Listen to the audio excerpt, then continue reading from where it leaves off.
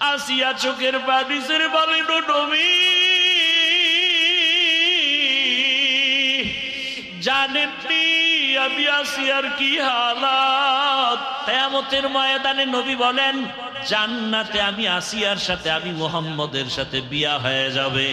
এত বড় বেঈমান ফেরাউনের ঘরে আসিয়া থাকিয়া কেমন ভাবে আল্লাহকে আপন বানায় নিলেন।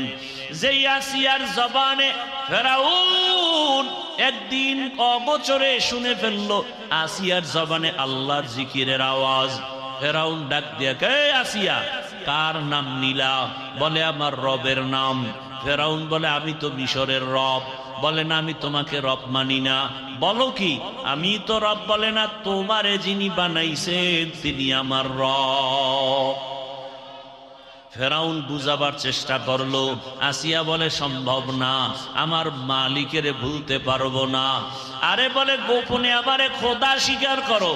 আসিয়া ডাক দিয়ে কয়, রে ফেরাউন, মিশরের মানুষ উল্টা পাল্টা করে, তোমার অগোচরে তুমি দেখো না, কিন্তু আমার মাওলা এমন দয়ার মালিক, আমার আল্লাহকে ফাঁকি দিয়া গোপনে কোনো অন্যায় করা যাবে না। আমি আমার আল্লাহকে আপন বানায় নিলাম, ওই আল্লাহর বিরোধিতায় আমি যেতে পারবো না। যে রব আমার হায়াতের মালিক, যেই রব আমার মউত দেওয়ার মালিক। ফেরাউন দেখে সোজা কথায় হয় না। এবার আসিয়াকে ভয় দেখানো শুরু করলো, তোমারে ঘুমাইতে দেওয়া হবে না, আসিয়ার বিছানা আলাদা করে দাও, খানা বন্ধ করে দাও।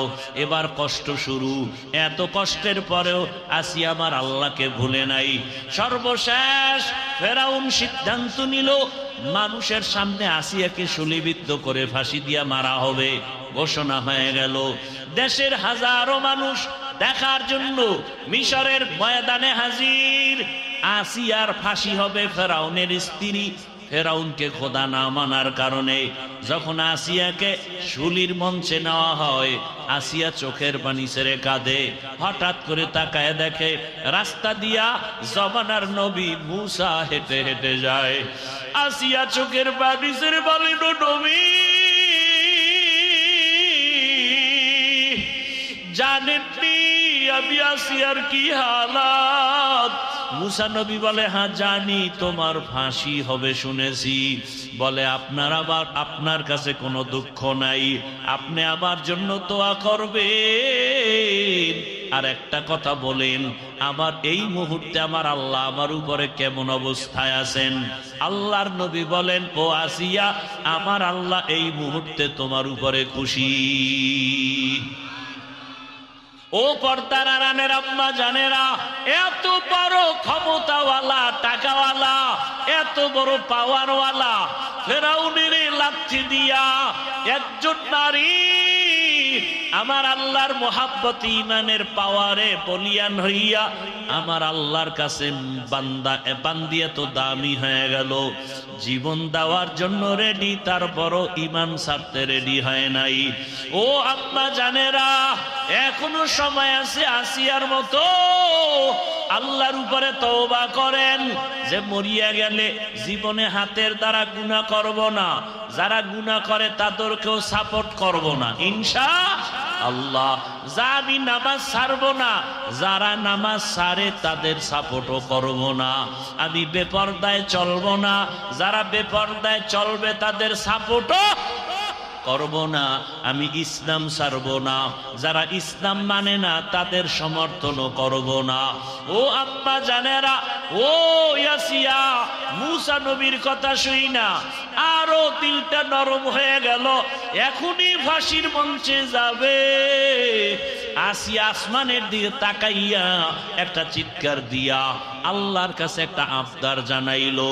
ক্বালাত রব্বি বিনিলি ইনদাকা বাইতান ফিল জান্নাহ। কোরআনের আয়াত। আল্লাহর কাছে কান্না করে বলে, হে মালিক, তুমি জানো দুনিয়াতে এত ক্ষমতা, টাকা, কিন্তু আমি আসি এত বড় ফেরাউন ক্ষমতাওয়ালার ঘরে থাকিয়া আমারে ঘুমানোর বিছানাও দেয় নাই, এত বড় পাওয়ারওয়ালা রাজার ঘরে থাকিয়া আমারে খানায় কষ্ট দিয়েছে, থাকার জায়গা দেয় নাই।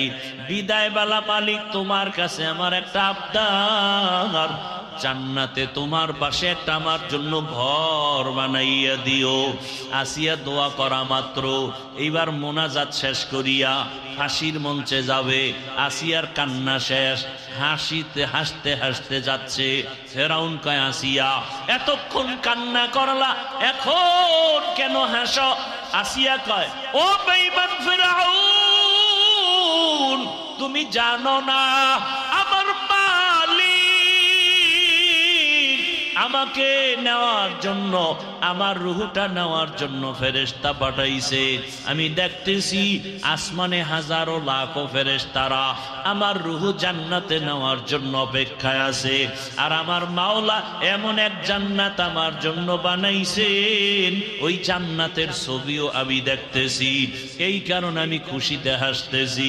তাড়াতাড়ি আমাকে ফাঁসি দাও, আমি আমার রবের মোলাকাতে চলে যাব।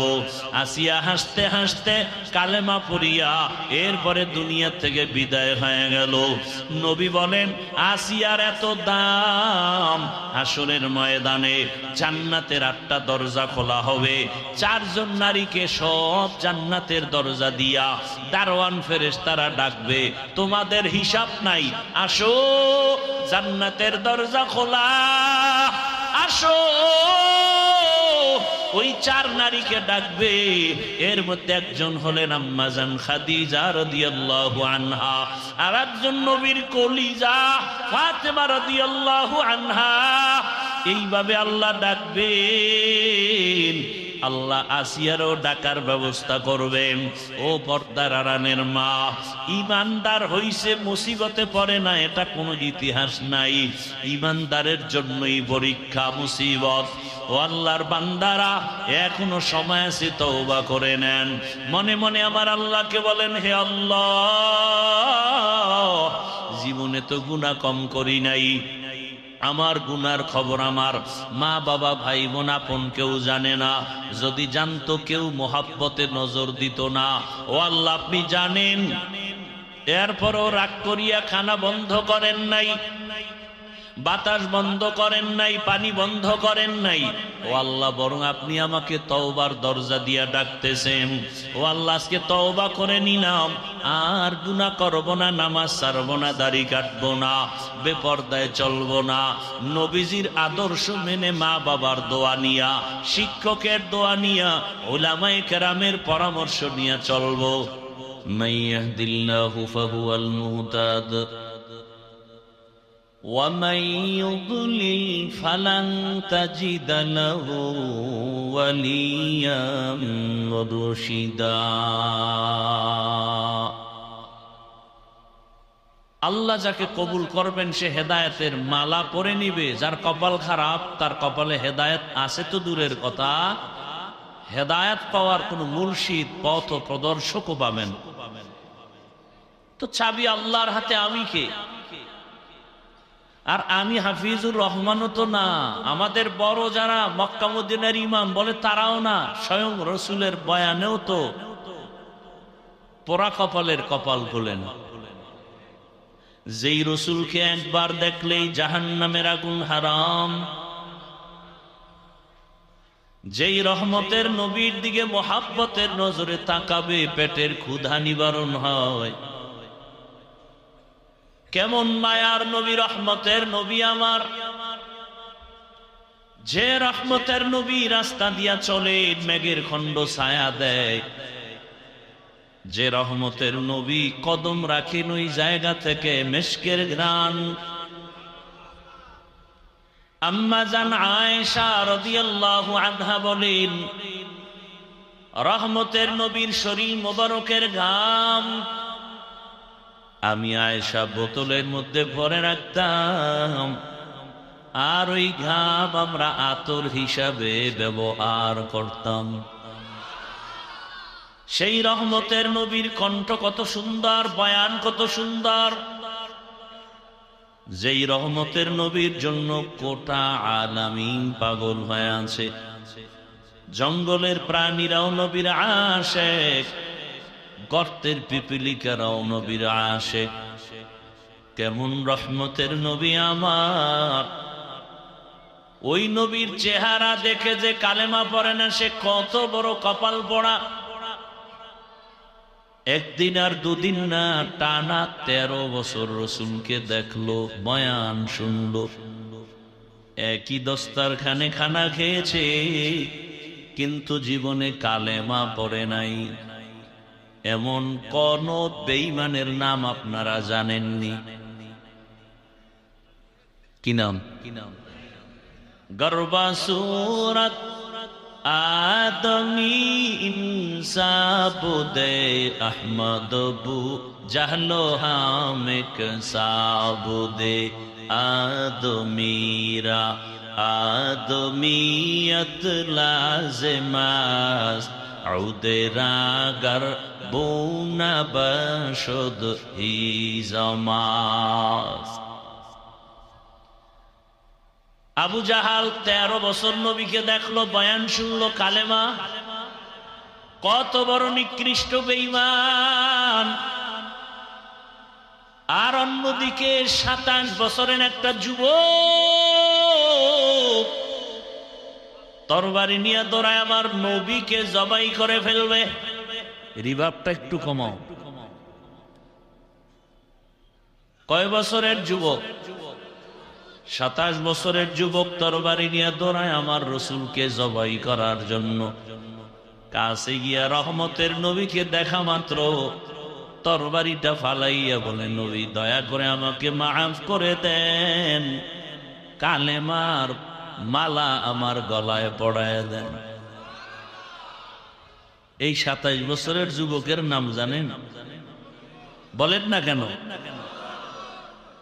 দীনিয়াল ইসলাম দীনো মাওতাহু আরজু কুফরানান আফওয়ান ইনদাহু মুক্তাদায়া নবিয়ুন ওয়া সাহাবুহু নুজুমুন লিল হিদায়া ফি জামাহু। এর নাম কপাল। এর নাম কি? 13 বছর নবীকে দেখলো, বয়ান শুনলো, একই দস্তরখানে খানা খাইলো, কালেমা পড়ে নাই। কেমন নিকৃষ্ট বেঈমান! আর 27 বছরের যুবক তরবারি নিয়ে রহমতের নবীকে জবাই করতে গিয়া কালেমাওয়ালা হইয়া এখন এত দামি হয়ে গেল। ওমর যেই পথে দৌড়ায় চলে ওই পথে শয়তান আসে না। কেমন পাওয়ার! এর নাম কফা। এর নাম কি? ও আমার পাংশা এলাকার যুবক বাবারা, বৃদ্ধ বাবাজি, পর্দার আড়ালের মা বোনেরা,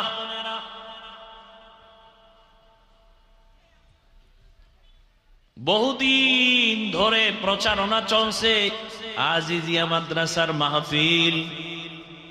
অনেক কপালওয়ালা ও নিয়ত করেছে কিন্তু আসতে পারে নাই। রম নাই কেউ? আর একদল কপালওয়ালারা বাড়ির থেকে বলেছে মাদ্রাসার মাহফিলে যাই, কপাল বড় খারাপ, এসেছে ঠিক কিন্তু বেহেশতের বাগানে ঢুকতে পারে নাই। এরা কোথায়?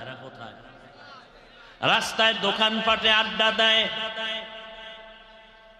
বিড়ি টানে, গাঞ্জা খায়, অবাধে বেপর্দা নারীর চেহারা দর্শন করে, আর গল্প করে করে তাজা তাজা কবিরা গুনাহ করে। এরাও কপালওয়ালা। এরাও কি? আর একদল এই প্যান্ডেলে বসছি ঠিক কিন্তু কপাল এখনো পুরো ভালো না, কারণ মোবাইলটা সামনে রেখে কলবের দরজা বন্ধ করে দিয়েছে। যত বয়ান সব মোবাইলে ঢুকে, সব মোবাইলে, কলবের দরজা বন্ধ। বয়ানের পরে মোবাইলটা হারিয়ে গেলে কাঁদবে আর বলবে আমও গেল, সালাও গেল। কপাল বড় খারাপ।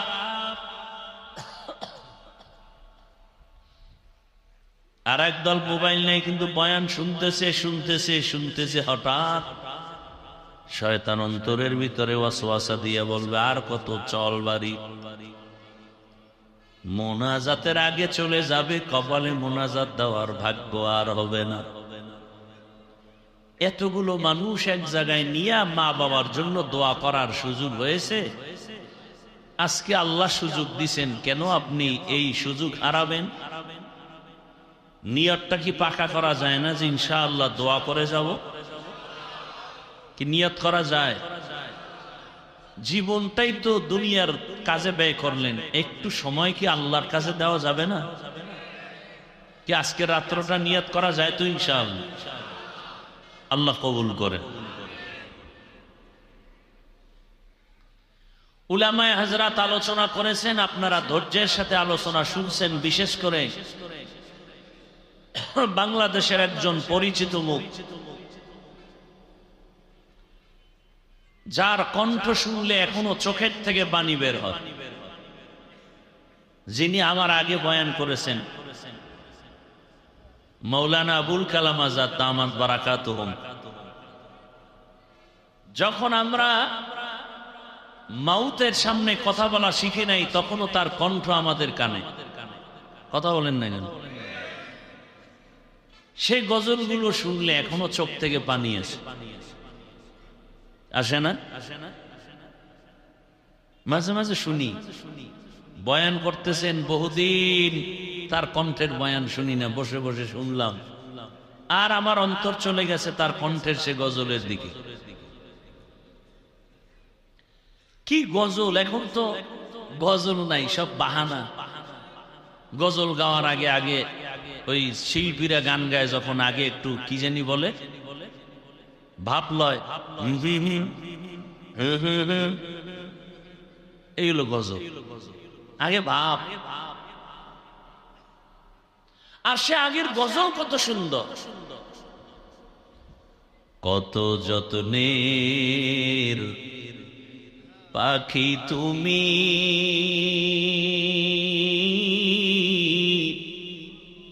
কাজল বরণ টিয়া,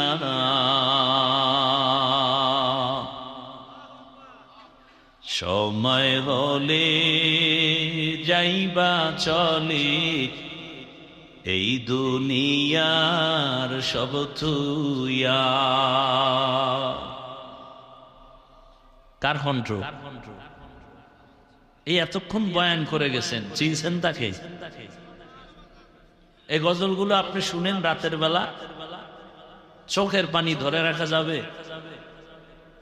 আইসো একা যাইবা একা,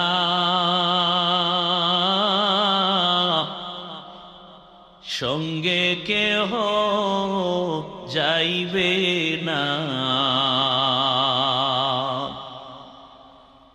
দিন দুই চারি কেন্দে সবে, কেউ তো খবর নিবে না। আছে এগুলো? এখন নাই নাই, এখন সব গানের সুর। আমার ভাই আবুল কালাম আজাদ সাহেবকে দীর্ঘ নেক হায়াত আল্লাহ দান করেন, তার কণ্ঠের মধ্যে আরো মজা বাড়ায় দেন। মাটির পিঞ্জিরা ভাঙ্গিয়া চুরিয়া, একদিন তো যাইবে পাখি সারিয়া সারিয়া। আরে এখন পোলাপান কি কয়, গজল গায় মনে হয় একজন অনবে হারমোনিয়াম বাজায়, একতার আওয়াজ। আল্লাহ হেদায়াত দান করে। হায় হায়, উলামায়ে কেরামদের কথাগুলো আমাদেরকে সহি তরিকায় আমল করার তৌফিক দান করেন। উলামায়ে হযরতদের ইজ্জতকে আল্লাহ বেশি বেশি বাড়ায় দেন। কারণ আপনাদের আলেমদের সাথে দুশ্মনী আছে, তো দোয়া করতে কৃপণতা করেন কেন? মোহাব্বতে বলেন আল্লাহুম্মা আমিন। উলামায়ে কেরামের বিরুদ্ধাচরণ যারা করে আল্লাহ ওদের হেদায়েত দান করে।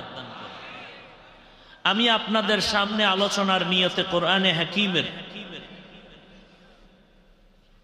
এক আয়াতে কারিমা তিলাওয়াত করেছি, রাসূলের হাদিস থেকে এক টুকরো হাদিস পড়েছি।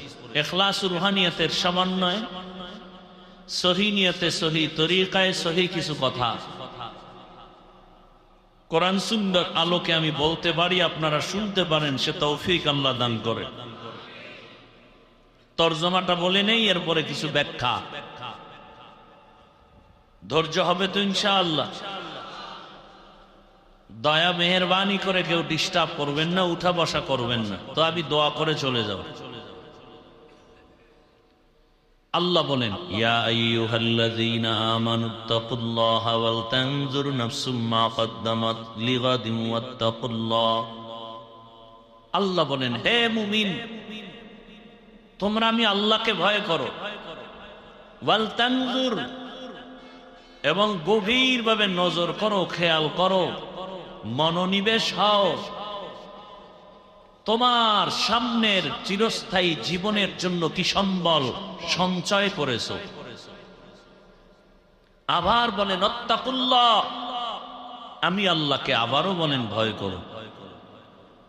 ইন্নাল্লাহা খাবীরুম বিমা তা'মালুন,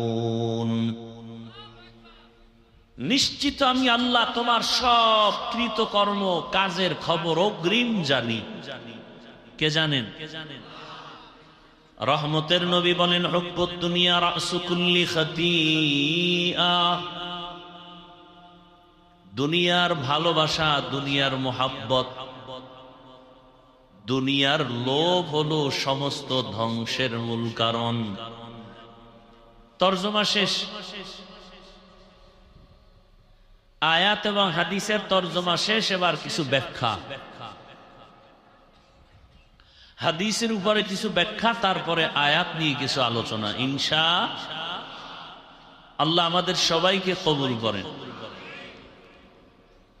নবীজি বলেন, হুব্বুদ দুনিয়া রাসু কুল্লি খাতিআ। দুনিয়ার সব ক্ষতির কারণ দুনিয়ার মোহাব্বত, ভালোবাসা, লোভ। প্রত্যেকটা মানুষ আল্লাহর পথ থেকে ভিন্ন দিকে যায় এই দুনিয়ার লোভে পড়ার কারণে। কিসের লোভ বলেন? এই দুনিয়ার লোভ তিন প্রকার। কয় প্রকার? হুব্বে যা, হুব্বে মা, হুব্বে নিসওয়ান। সম্মানের, চেয়ারের লোভ, সম্পদের লোভ, যৌবনের লোভ। যাকেই দেখবেন যে কথা কাজে মিল নাই, উল্টা পাল্টা পথে দৌড়ায়, এই তিন লোভের কোন একটার মধ্যে সে ঢুকে আছে। হয়তো সম্পদের লোভে পড়ে কথার কোনো ব্যালেন্স নেই, অহংকারী ভাব, অথবা সম্মানের চেয়ার পাওয়ার আশায় সত্য মিথ্যাকে মিশ্রণ করে ফেলেছে, অথবা যৌবনের লোভে পড়ে দুনিয়া পাওয়ার আশায় আখিরাতকে হারিয়েছে। এর ভুরি ভুরি উদাহরণ আমাদের সামনে মজুদ, কোরআনে হাদিসে অভাব নেই। জগৎ বিখ্যাত এক দুনিয়া লোভীর নাম ফিরআউন। জগৎ বিখ্যাত এক দুনিয়া লোভীর নাম নমরুদ। জগৎ বিখ্যাত দুনিয়া লোভীর নাম আবু জাহাল, আবু লাহাব, কারুন, হামান, যাদের নাম কোরআনে আসছে। ফেরাউনের নাম আসছে না? তার লোভটা কি? ক্ষমতার, চেয়ার পাওয়ার লোভ, সম্মানের লোভ। এই লোভে পড়ে সে কি হলো? মুসা নবীর সাথে চূড়ান্ত বেয়াদবি, আল্লাহর সাথে বেয়াদবি, এমনকি আল্লাহকে বাদ দিয়া নিজেকে রব দাবি করলো। শুধু রব না, সব থেকে বড় রব, আনা রব্বুকুমুল আ'লা, আমি শুধু খোদা না, সব থেকে বড় খোদা। আরো আস্তে করে বলেন, আপনাদের কষ্ট হচ্ছে, মনে হচ্ছে মন খারাপ। সমস্যা কি? এতগুলো মুসলমানের আওয়াজ তো রাস্তা পর্যন্ত যাওয়ার কথা। মুসলমানের আওয়াজ তো বাতিলের জন্য একটা ভয়ঙ্কর একটা আতঙ্ক। মুসলমানের অস্ত্র নাই জানে, এরপরও মুসলমানকে ভয় পায়। ওরা একটা মিছিল নিয়ে নামলে এটাই নাস্তিকদের ভয়ের কারণ হয়ে যায়। মুসলমানের শুধু একটা আওয়াজকে এই বেঈমানরা ভয় পায়। এবার বুঝেন মুসলমান কতটা শ্রেষ্ঠ, কতটা দামি। ওদের অস্ত্র বিকল হয়ে যায় শুধু মুসলমানের আওয়াজের সামনে।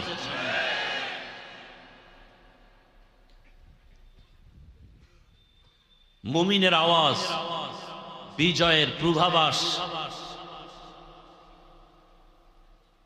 ফেরাউন আল্লাহর বিরুদ্ধে চলে গেল, নবী মুসার বিরুদ্ধে চলে গেল দুনিয়ার লোভে পড়ে। সিরিয়াল কত? এক, সম্মানের চেয়ারের লোভ। সিরিয়াল দুই, সম্পদের লোভে পড়ে আল্লাহর বিরুদ্ধে চলে গেল। তাও মুসা নবীর যুগেই। কারুন, কি নাম? কারুন। সিরিয়াল কত? দুই। কিসের লোভ? সম্পদের লোভ। যৌবনের লোভে পড়ে দুনিয়ার বড় বড়রা সব ধ্বংসের পথে। আমার দেশের এক নারী তাসলিমা নাসরিন, নাম শুনেন নাই? সে যৌবনের লোভে পড়ে মুসলমানের ঘরে জন্ম নিয়ে লাইনচ্যুত হয়ে গেল। অথচ এমবিবিএস ডাক্তার, সচেতন গবেষক, ইসলামের উপরে স্টাডি করে আল্লাহর ভুল ধরা শুরু করল। কি আউযুবিল্লাহ না নাউযুবিল্লাহ? কি ভুল? বলে নারীরা বোরকা পরবে, এটা তো নারীর উপরে একচেটিয়া চাপায় দেওয়া হলো, এটা জুলুম হয়েছে, আল্লাহ জালেম।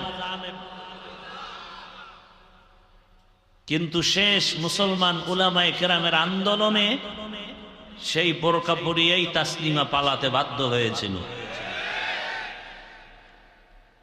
তাসলিমা বই লেখা শুরু করলো মুসলমানের ঈমান ধ্বংসের জন্য। বইয়ের নাম দিল যাব না কেন যাব। বইয়ের নাম কি? মানে আকাম করব না কেন করব। বইয়ের মধ্যে ওই তাসলিমা লেখলো, আমি তাসলিমার পেট আমার শরীরের অংশ, এখানে একজন স্বামী বাচ্চা দিবে, এটাও জুলুম। তাসলিমা বলে আমার থিওরি, আমার পেটে বাচ্চা, আমি যেখান থেকে মনে চাই সেখান থেকে নিব। গোটা দেশের উলামায়ে কেরাম গর্জন দিলেন, আন্দোলনের রাস্তায় নেমে পড়লেন, আর হুঙ্কার দিয়ে বললেন, এই যৌবনের লুভী তাসলিমা, পেটের মধ্যে যেখান থেকে মনে চায় সেখান থেকে পেটে বাচ্চা আমার দেশের কুকুর নিরা নেয়, মানুষ নিতে পারে না। আমার দেশের কুকুর নিরা যেখান থেকে মনে চায় সেখান থেকে পেটে বাচ্চা নেয়, কোন মানুষ নিতে পারে না। মানুষ না, পশু। আন্দোলনে সাকসেস হয়ে গেল সব আলেম ওলামা। বাংলাদেশের একটা ফুটন্ত ইতিহাস, যেই আন্দোলনে উলামায়ে কেরাম থাকেন সে আন্দোলন সফল। অতএব নাস্তিকদের চোখ গরম দেখলে ভয় পাবেন না, এর কোনো টাইম নেই। দেখেন না, মাত্র আপনারা স্বাধীন করেছেন দেশ, করেছেন না? স্বাধীন থেকেই কিন্তু আন্দোলন চলতেছে, চলে না? চলে না? কয়েকদিন আগে আন্দোলন হলো, শিক্ষা নীতির মধ্যে শিক্ষা কমিশন গান শিখানোর জন্য মাস্টার নির্দিষ্ট করে দিতেছে।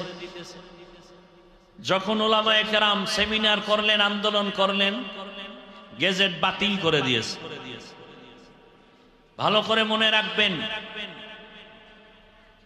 উল্টা পাল্টা চোখ গরম করে যে যাই বলো, বাংলাদেশ ভিন্ন একটা দেশ, এখানে আলেমদের কথার বাইরে কারো মাস্তানি টিকে না। ওলামায়ে কেরাম, এজন্যই তো বলি ওলামায়ে কেরাম নিজের পেটের জন্য ঠান্ডা করে না, উম্মতের চিন্তায় সদা মাঠে ময়দানে কাজ করে। ওলামায়ে কেরামের মতো জাতির চূড়ান্ত নিঃস্বার্থ বন্ধু কেউ নাই, বাকি সব স্বার্থপর। একমাত্র ওলামায়ে কেরাম নিঃস্বার্থ জাতির বন্ধু। এর উদাহরণ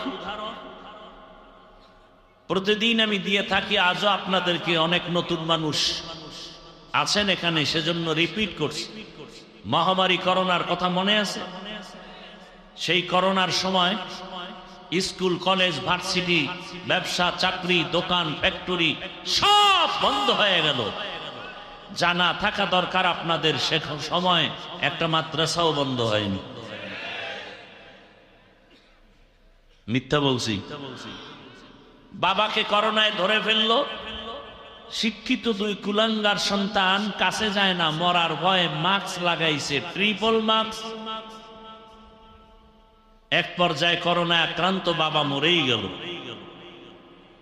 কুলাঙ্গার শিক্ষিত দুই সন্তান টাকা দিয়ে গরিবদের বলে বাবার লাশটা রাস্তায় ফেলে দাও। ঠিকই রাস্তায় ফেলে দিল। কুলাঙ্গার শিক্ষিত দুই সন্তান দরওয়াজা জানালা লক করে দিল, তাকায় দেখলো না বাবার লাশ কুকুর খেলো না জানাজা হলো।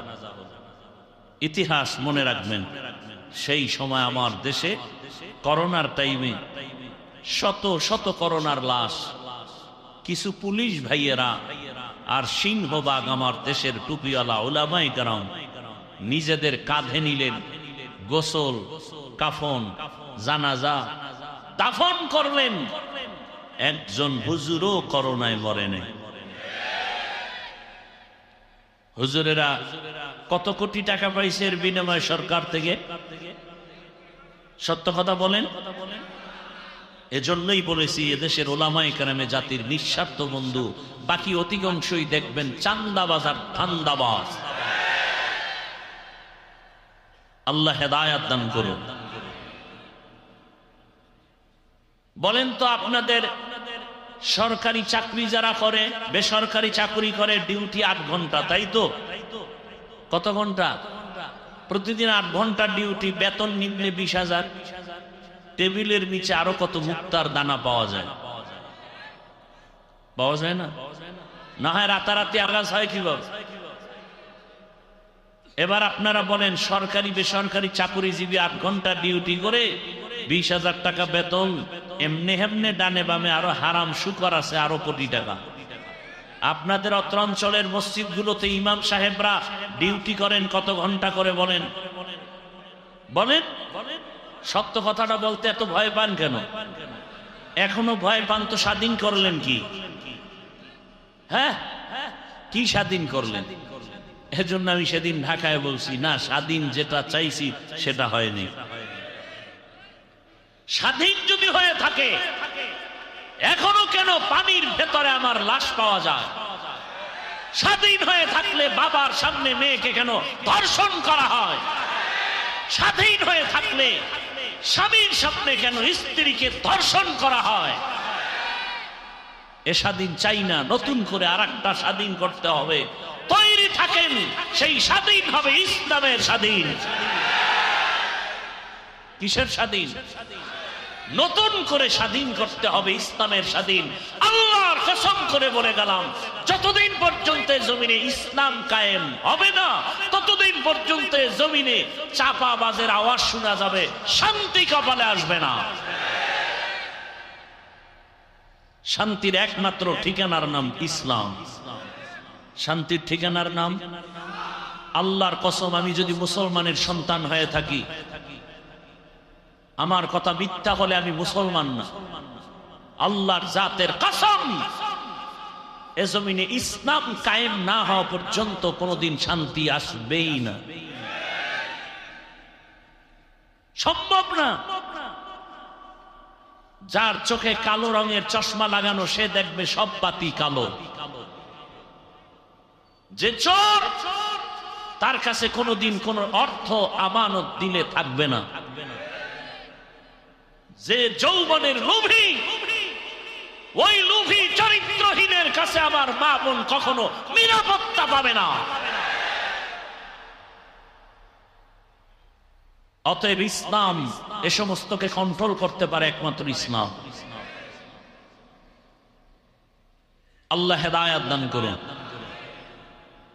তাহলে 24 ঘন্টা ডিউটি করে আপনাদের এলাকার ইমাম সাহেবরা, তাই তো? না এখানে কোনো ডান বাম আছে? কত ঘন্টা? 24 ঘন্টা। বেতন দেন কত?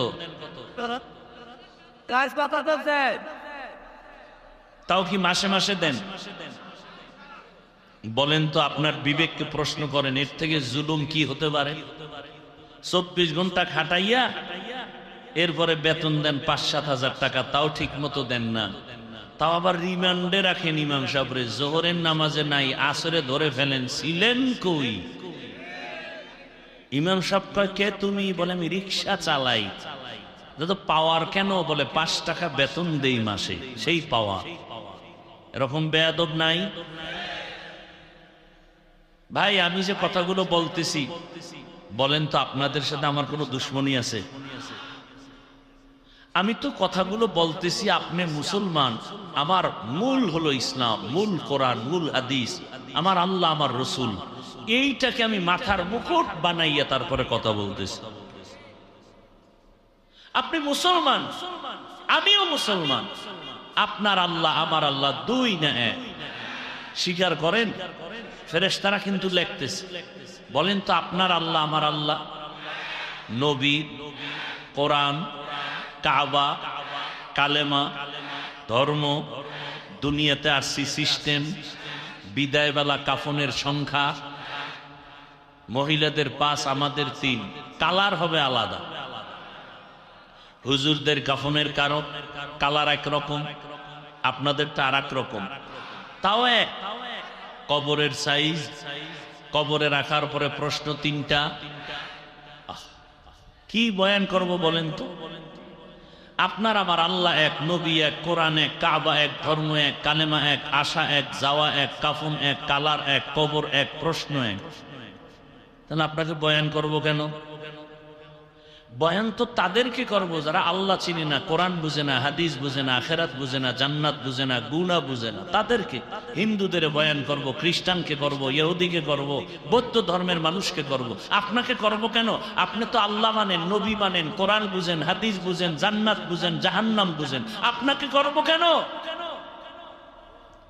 অথচ আমি টুপি মাথায় না দিলে লজ্জা পাই, আর আপনি এমন মুসলমান যে টুপি দিতে লজ্জা পান।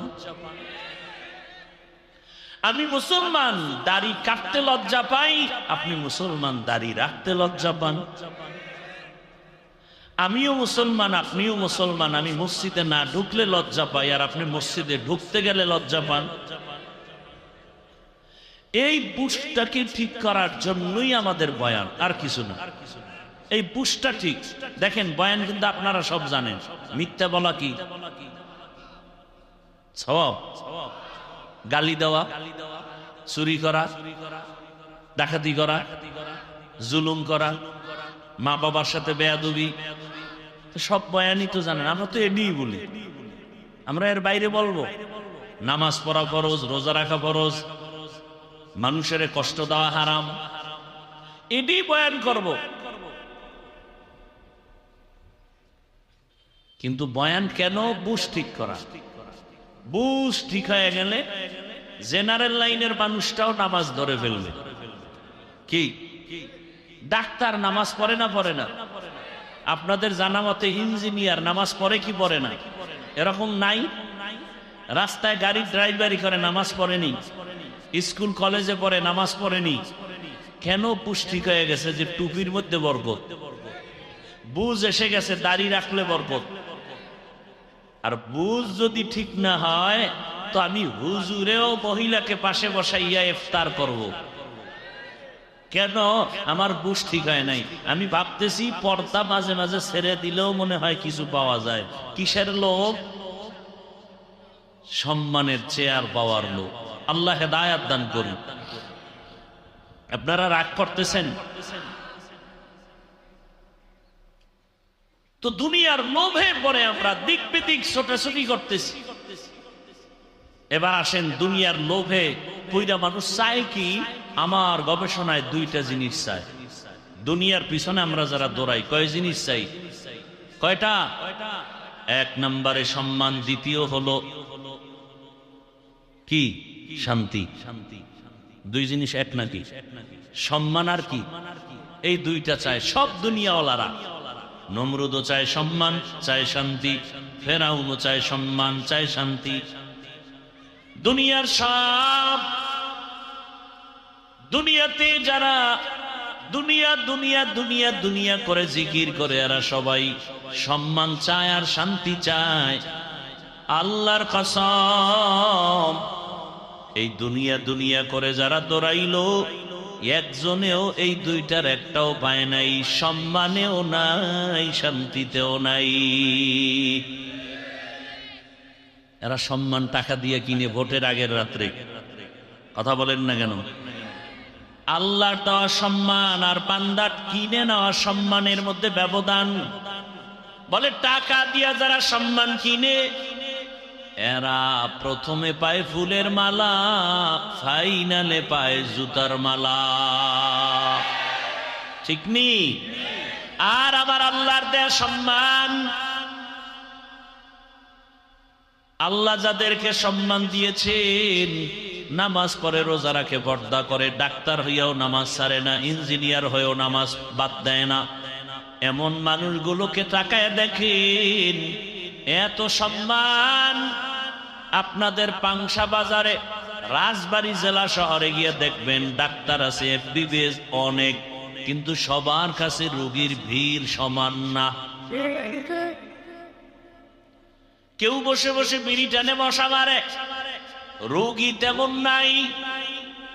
আর একজন ডাক্তারের কাছে রোগীর সিরিয়াল এত বেশি যে রাত্র সীমা লঙ্ঘন করে রাত 12টার পরেও রোগী দেখে, এরপরও শেষ হয় না। এটা টাকা দিয়া হয় না। আল্লাহ তাকে এমন আদবলা বানাইছেন, তার ব্যবহারে মানুষের কলিজাটা চুম্বকের মতো টেনে নিয়ে যায়। আল্লাহ দেয়া সম্মান।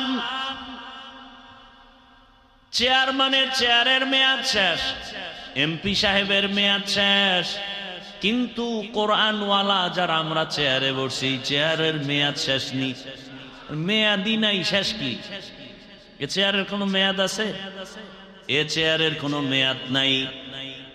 এ সম্মানকে দিছেন আমার আল্লাহ। যাকে সম্মান দান করেন, এরা দুনিয়ায় বাদশাহ, পরকালও বাদশাহ। আচ্ছা বলেন তো, যারা আখেরাত বাদ দিয়া শুধু দুনিয়া দুনিয়া দুনিয়া, না বাজাও দাঁড়ায় দুনিয়া, জীবনে টুপি পরে না, ভোটের আগে কোষে কোষে মাথায় টুপি লাগায়। আল্লাহর জন্য না দুনিয়া? জীবনে মসজিদে যায় না, ভোটের আগে মসজিদে দৌড়ায়। ঠিক নি? এরপরে মানুষের দ্বারে দ্বারে দৌড়ায়। আমি এক প্রার্থীকে একবার বলছিলাম অনেক আগে, ভাই তুমি যেই পরিমাণ মানুষের কাছে রাত দিন না খাইয়া দৌড়াও, এর 10 ভাগের 1 ভাগ যদি ভোর রাতে আমার মাওলারে ডাকতি আর চোখের পানি ফেলে দোয়া করতি, আমার মাওলা মানুষের অন্তরে মায়া বাড়াইয়া তোকে বিজয় দিয়ে দিত। तुकु जाओ सुन्नते अहमद कुजा बा मोहम्मद कैबुअद निस्बत तोरा मन अहब्बा सुन्नती कौले रसूल मजदाए का नमाई हम कुन कबूल। भाईरा আমার দুনিয়াওয়ালারা দুই জিনিস চায়, শান্তি আর সম্মান। আল্লাহর কসম, দুনিয়ার পেছনে যারা দৌড়াইছে আজ পর্যন্ত শান্তি নেই, সম্মান নাই। ওই সম্মান কি লাভ হবে যেই সম্মানে একবার জুতাও খাওয়া লাগবে? নমরুদ দেখায় নাই? কথা বলেন না কেন? এমন এক অবস্থা শুরু হয়ে গেছে, এখন জুতা মানুষ পায়ের নিচে রাখে। আর নমরুদের কপাল এত সান কপাল, জুতা মাথার সাথে রাখি। কেমন সান কপাল! মাঝে মাঝে এরকম জুতা পায়ের থেকে কোথায় যায়? ওই আমেরিকার বুট জুতা খাইছে পাবলিক মজলিসের ভেতরে। সাংবাদিক বলে, ওই বুশ, জুতা খাওয়ার পরে কাইফা হাল, তোমার অবস্থা কি? বলে, ডোন্ট মাইন্ড, আমি জুতা খাওয়ার পরে কিছুই মনে করি নাই। কেমন বেলাজা যে জুতা খাইয়াও কিছু মনে করে না। ভাইরা আমার, এই সম্মানের কোনো লাভ নাই। শান্তির জন্য পাংশা বা রাজবাড়ী এলাকায় 5 তলা 10 তলা বিল্ডিং করেছেন, পরিবার নিয়ে শান্তিতে থাকবেন। কিন্তু সে বিল্ডিং ছেড়ে যদি জঙ্গলেই থাকতে হয়, বলেন শান্তি কোথায় গেল? আছে শান্তি? জিন্দেগি মে বন্দগি তু করনা হে, जिंदगी में बंदगी तू करना है, जिंदगी बे बंदगी शर्मिंदा है, जिंदगी बे बंदगी शर्मिंदा है। आए थे हम कुछ न कुछ खरीदने को,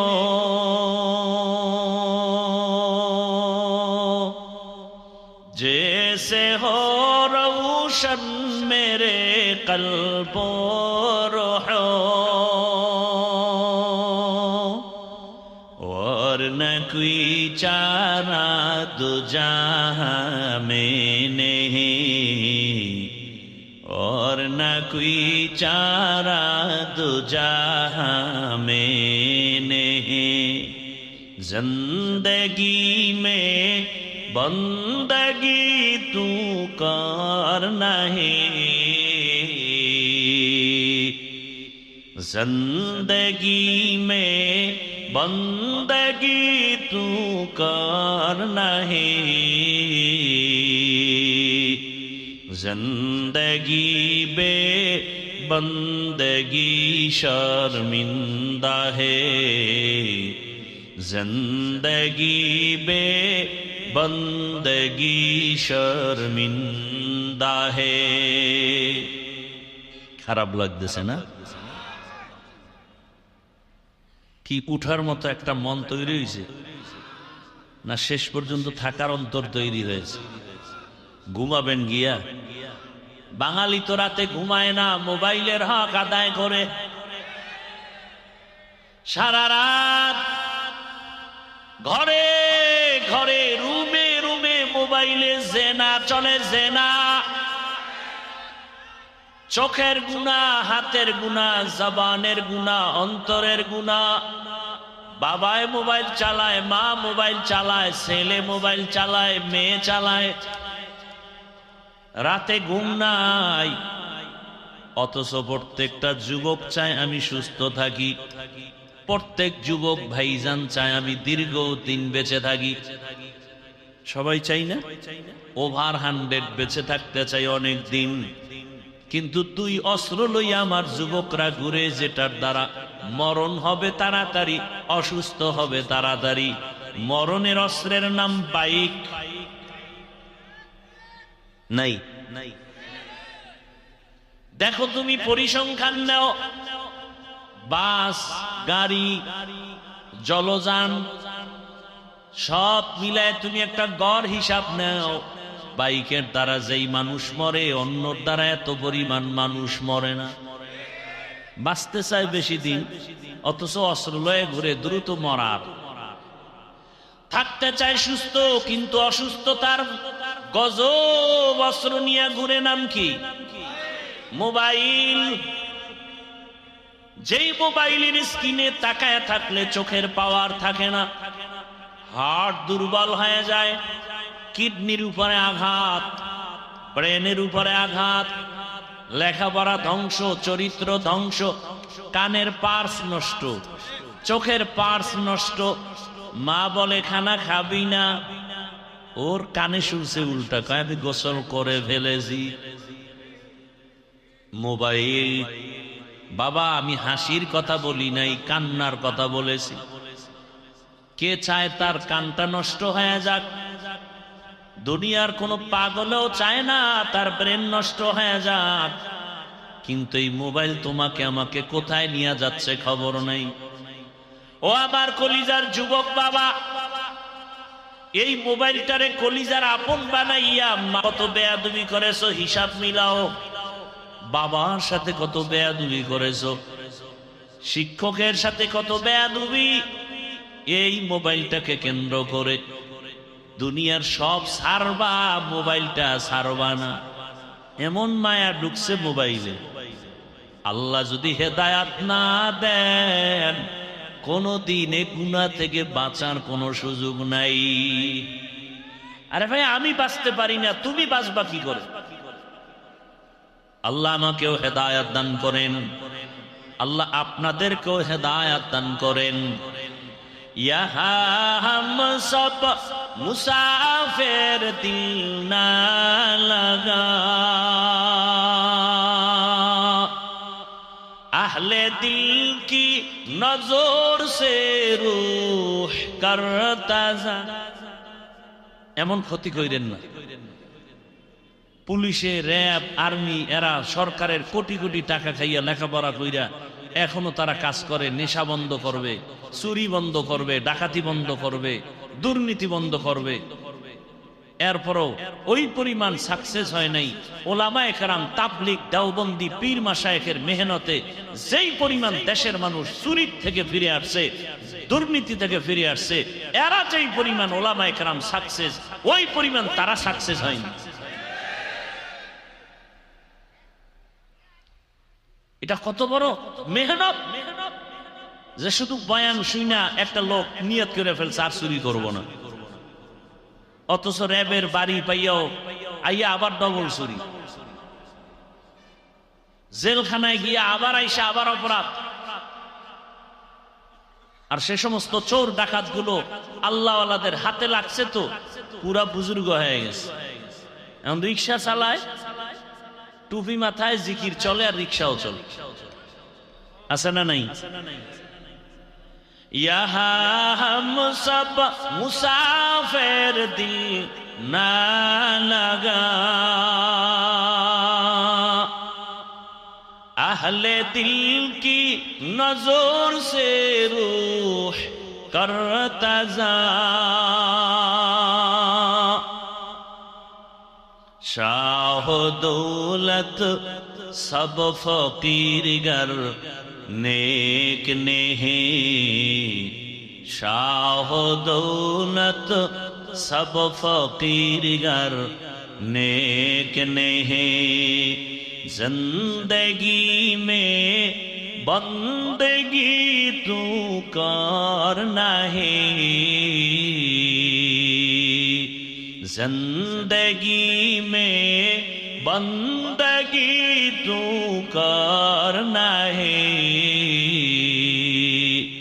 जिंदगी बे बंदगी शर्मिंदा है, जिंदगी बे बंदगी शर्मिंदा है, जिंदगी में बंदगी कौन बंदगी, बंदगी बे जिंदगी शर्मिंदगी।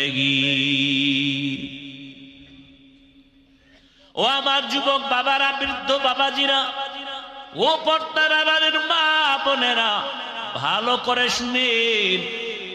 দুনিয়ার পেছনে ঘুরতে ঘুরতে ঘুরতে ঘুরতে হায়াত শেষের দিকে চলে আসছে। জানেন না কোন দিন আপনি বাবার ঘর ছেড়ে স্বামীর ঘরে আসছেন। আপনার তো মনে নাই কোন দিন আপনার যৌবনের শক্তি দুর্বল হয়ে গেছে। ও আমার কলিজার যুবক, তোমার তো জানা নাই কোন দিন তোমার গালে দাড়ি উঠা শুরু হয়ে গেছে। তোমার জানা নাই ওই কালো দাড়ি কোন দিন আবার সাদা হয়েছে। মনে আসেনি ও মুরব্বীরা, ছোটবেলা পানি ভাত খাইয়া যেই শক্তি দিয়া লাভ দিতে পারতেন, এখন সেই কোরমা বিরিয়ানি খাইয়াও সেই শক্তি আর পাওয়া যায়? তাহলে কি খানায় শক্তি বাড়ায়? আরে মাওলার কুদরত। একই পাতিলায় রান্না করে আমার মা রাঁধুনি, ভাত আর তরকারি একই মশলা, একই আগুনে রান্না হয়, একই টেবিলে আমরা খাই। আব্বা আম্মা ভাই বোন আমরা একসাথে একই খানা খাইতেছি। আমার আব্বা আম্মা প্রতিদিন হয় দুর্বল, আর আমরা সন্তানেরা হই সবল। আল্লাহরে চিনেননি? একই তরকারি, একই মশলা, একই মা রান্নলো, মাও খায় বাবাও খায়, তারা হয় কি? দুর্বল। আর আমরা সন্তানরা একই খানা, পাওয়ার খানায়। বলেন, গাভীর দুধ পান করলে 10টা উপকারের কথা কিতাবে আছে। নবী ও হাদিসে বলছেন তোমরা বেশি বেশি গাভীর দুধ পান করো, গাভীর বকরির দুধ পান করো, কিন্তু গরুর গোশত তুলনামূলক কম খাইও। দুধের মধ্যে ফায়দা। এখন যার পেট খারাপ তারে যদি গাভীর দুধ দেন, ভিটামিন কাজ করবে নি, না রিয়াকশন হবে? কুদরত আমার মাওলার। আমার আল্লাহ শক্তি বাড়ায় দেয়, যৌবন দেন, আবার আল্লাহ নিয়ে যান।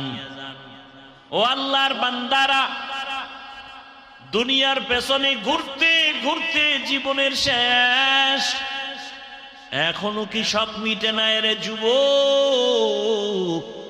মনের শখ লাগছে, শখ পূরণ করতে পার্কে গেছো মজা দেখতে। বাবা, তোমার এখনো কি শখ পূরণ হয় নাই? মনে শখ লাগছে সারা রাত মোবাইলে আড্ডা দিবা, এখনো কি তোমার শখ পূরণ হয় নাই?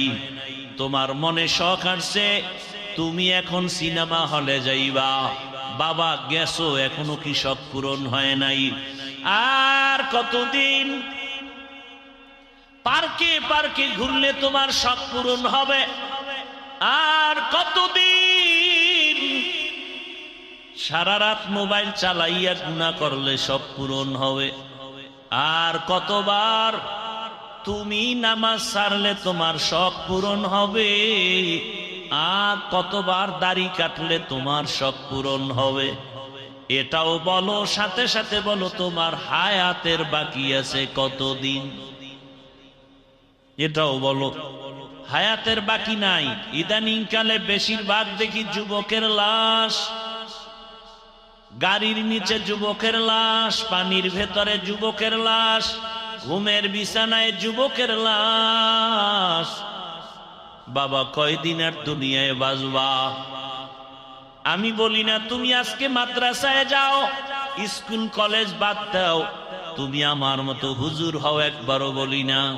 বরং আমি বলি ও যুবক বাবা, স্কুলে পড়ো, কলেজে পড়ো, চাকরি করো, ব্যবসা করো, তবে তুমি ওখানে থাকিয়া জান্নাতের রাস্তাটা ক্লিয়ার করো। ও যুবক বাবা, তোমার মতো যুবক স্কুল কলেজে পড়ে, নামাজ পড়ে নাই? বলো বাবা তোমার কপাল কেন দুর্বল, তুমি কেন পারো না?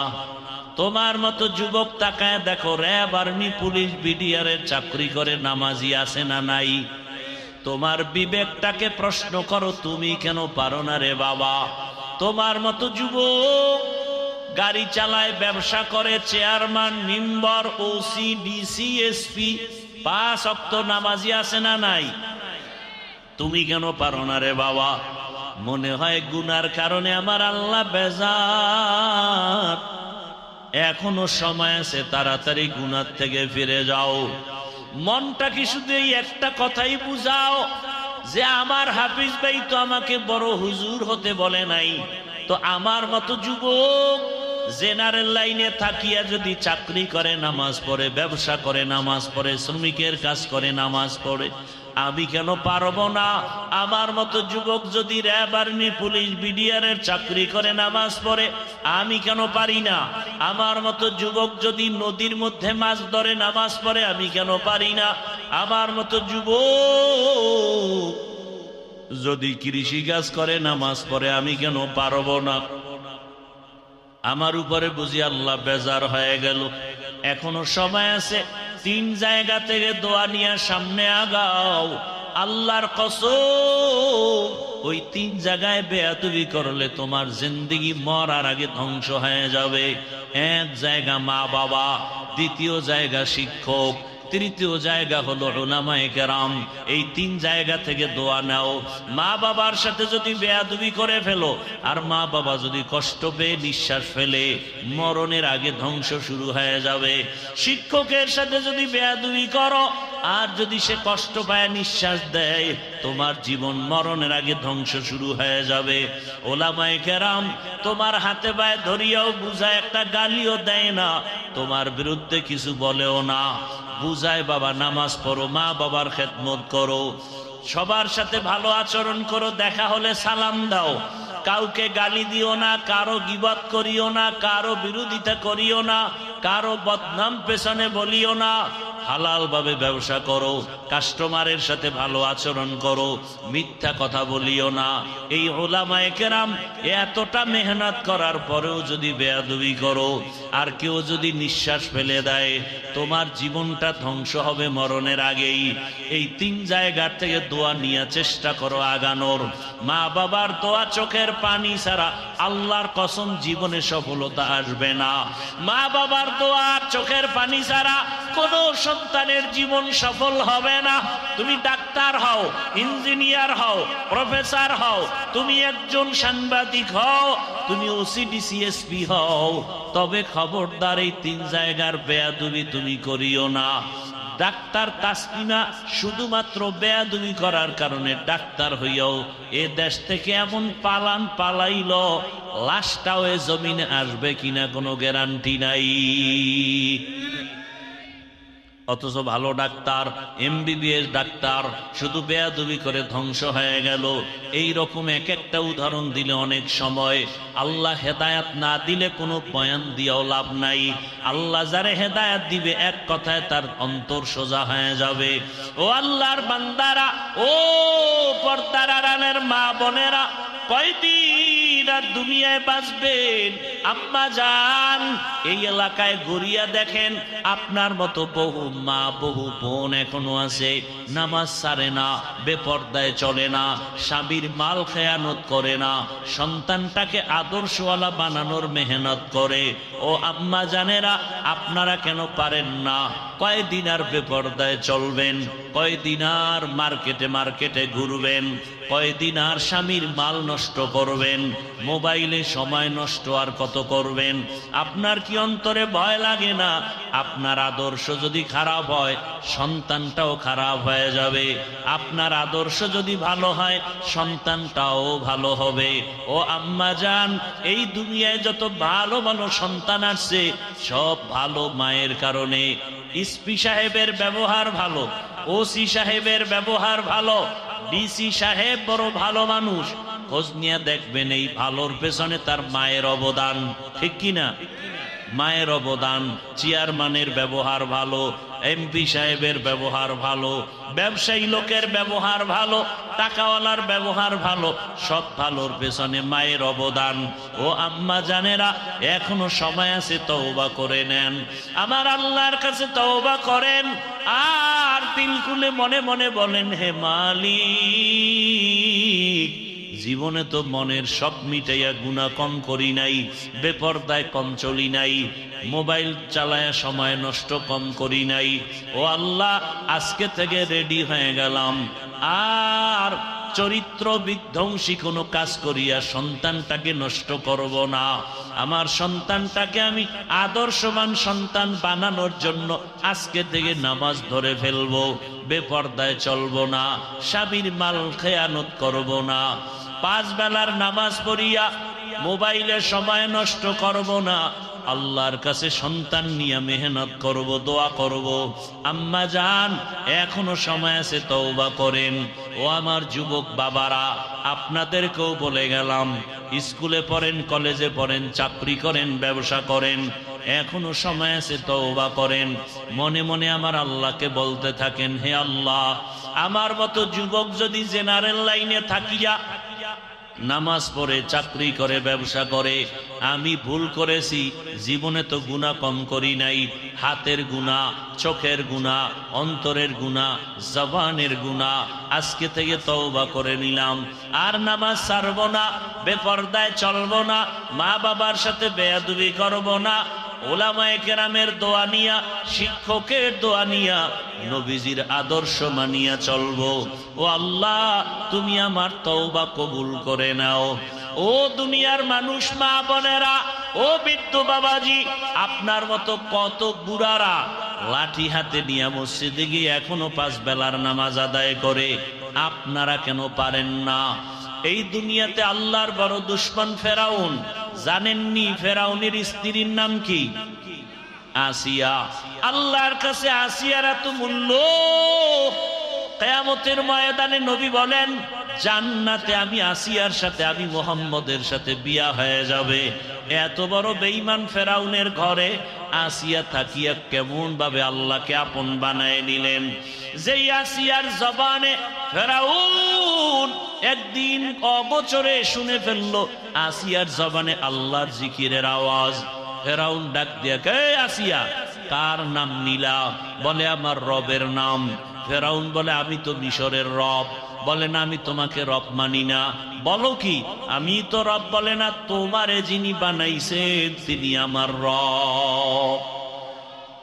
ফেরাউন বুঝাবার চেষ্টা করলো। আসিয়া বলে, সম্ভব না, আমার মালিকেরে ভুলতে পারবো না। আরে বলে, গোপনে আমারে খোদা স্বীকার করো। আসিয়া ডাক দিয়ে কয়, রে ফেরাউন, মিশরের মানুষ উল্টা পাল্টা করে, তোমার অগোচরে তুমি দেখো না, কিন্তু আমার মাওলা এমন দয়ার মালিক, আমার আল্লাহকে ফাঁকি দিয়া গোপনে কোনো অন্যায় করা যাবে না। আমি আমার আল্লাহকে আপন বানায় নিলাম, ওই আল্লাহর বিরোধিতায় আমি যেতে পারবো না। যে রব আমার হায়াতের মালিক, যেই রব আমার মউত দেওয়ার মালিক। ফেরাউন দেখে সোজা কথায় হয় না।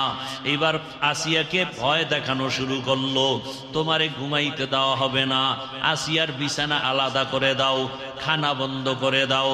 এবার কষ্ট শুরু। এত কষ্টের পরেও আসিয়া আমার আল্লাহকে ভুলে নাই।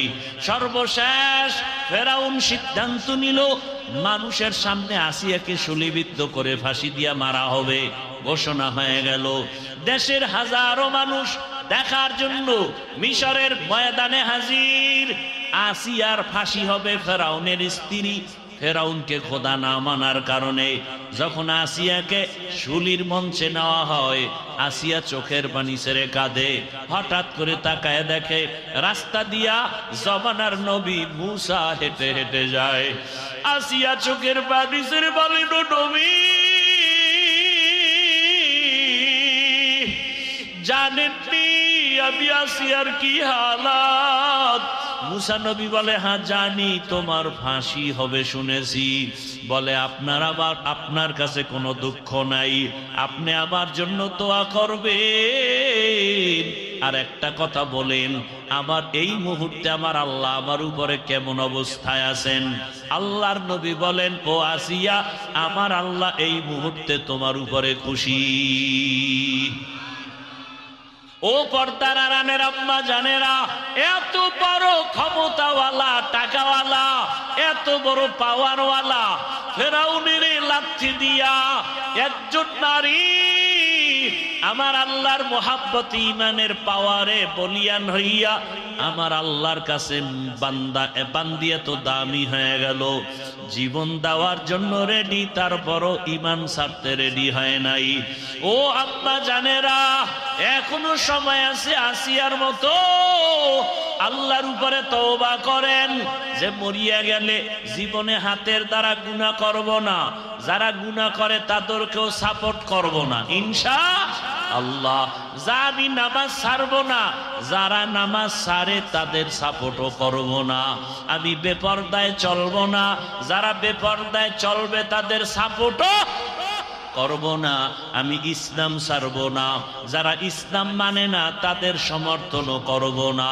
ও আম্মা জানেরা, ও ইয়াসিয়া, মুসা নবীর কথা শুই না আরো দিলটা নরম হয়ে গেল, এখনই ফাঁসির মঞ্চে যাবে।